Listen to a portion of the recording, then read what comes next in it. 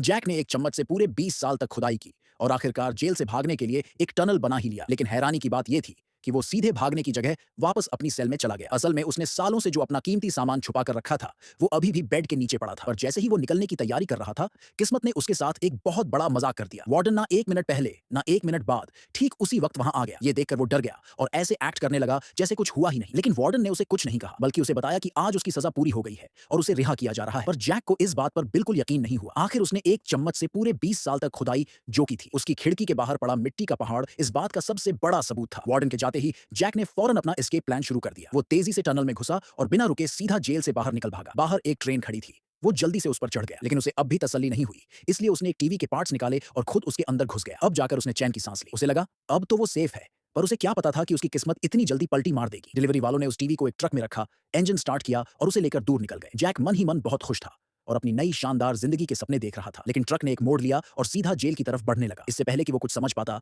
वो वापस उसी जगह पहुंच गया जहां से सब शुरू हुआ था। असल में ये वही टीवी था जिसे वार्डन ने ऑनलाइन ऑर्डर किया था। जब वार्डन का मुस्कुराता हुआ चेहरा सामने आया तो जैक के तो होश ही उड़ गए। और मामला तब और बिगड़ गया जब वार्डन उसे फौरन ऑन करके देखना चाहता था। डर के मारे उसके पसीने छूट गए। लेकिन जैसे ही वार्डन ने टीवी का स्विच ऑन किया, स्क्रीन पर एक काउबॉय शो शुरू हो गया। जैक अंदर से ही अलग अलग रोल प्ले करने लगा और आखिर में एक हीरो बनकर हीरोइन को बचाने का सीन परफेक्टली एक्ट किया। उसकी शानदार एक्टिंग देखकर लग रहा था जैसे वो कोई ऑस्कर विनर हो। वार्डन ये देखकर बहुत खुश हुआ, लेकिन उसका मन अभी भरा नहीं था। इसलिए उसने चैनल बदलकर बॉक्सिंग मैच लगा दिया। बेचारे जैक को अब अकेले ही 2 रोल निभाने पड़े। वो खुद को ही जोर जोर से मुक्के मारता रहा और बुरी तरह पिटने के बाद आखिर में खुद ही रेफरी बनकर काउंटिंग भी करने लगा। बात यही खत्म नहीं हुई। अब वार्डन ने चैनल बदलकर म्यूजिक चैनल लगा दिया। मजबूर होकर जैक को अपनी पूरी एनर्जी लगाकर नाचना पड़ा और वो पागलों की तरह नाचता ही रहा जब तक कि छुट्टी की घंटी नहीं बजी। तब जाकर वार्डन ने बड़े भारी मन से टीवी बंद किया। लेकिन शो इतना जबरदस्त था कि वार्डन से रहा नहीं गया और उसने फैसला किया कि वो टीवी को घर ले जाकर अपनी बीवी के साथ देखेगा। ये खबर जैक के लिए किसी झटके से कम नहीं थी और डर के मारे उसका चेहरा पीला पड़ गया। वार्डन उस टीवी को घर ले आया। उसकी बीवी नया टीवी देखकर बहुत खुश हुई, लेकिन बेचारे जैक का क्या?